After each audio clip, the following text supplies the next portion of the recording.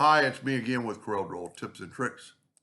Somebody sent me a video because they couldn't quite understand the gentleman. He doesn't talk. Oh, he does, but he's not talking in English. And I don't like copying people's work, but in this case, I learned something from him today, so I thought I'd share it. So I'm going to make an eclipse. Now, on his video, he changes the size by, maybe there's a secret to that, but I'm just going to go Control D with my ratio lock. I'm going to go 40% of the length and 60% of the height.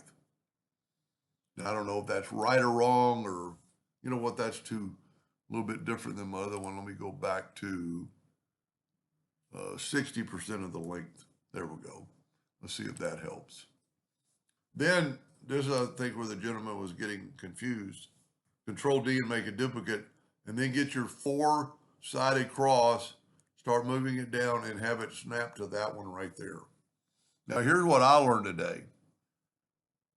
Take an ellipse and use the 3-point ellipse and go from that quadrant. No, sorry, need to go from the inside. That quadrant to that quadrant, and then start holding down the control button. And it forms a perfect circle between those two quadrants.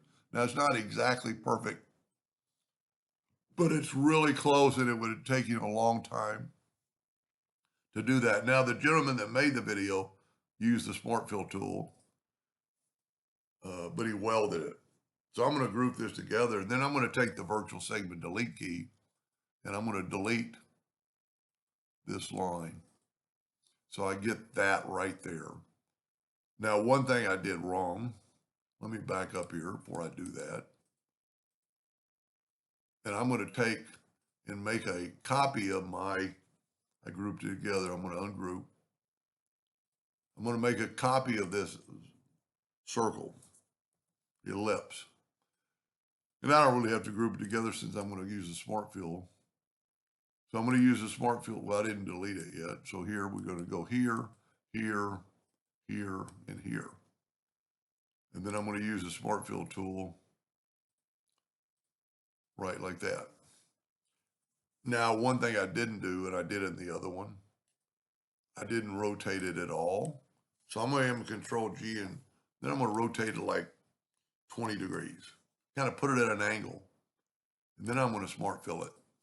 It didn't, because I'm working from the center, it did not change anything. But that's pretty cool. And he did a lot more to it and did some really, it's outstandingly pretty. But then take the Smart Fill tool and, well, I should have filled in the hole.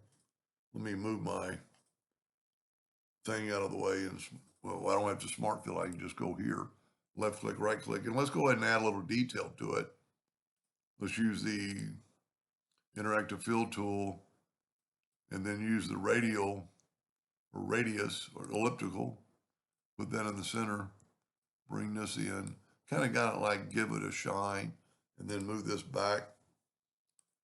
That's pretty cool. So I hope that helped that gentleman, and my hat's off to the, I'm not a graphic designer, I'm a laser engraver, but I like it when I can share other people's information and other videos, put it on my channel. Anyway, I hope that helped a little bit. Thank you for watching.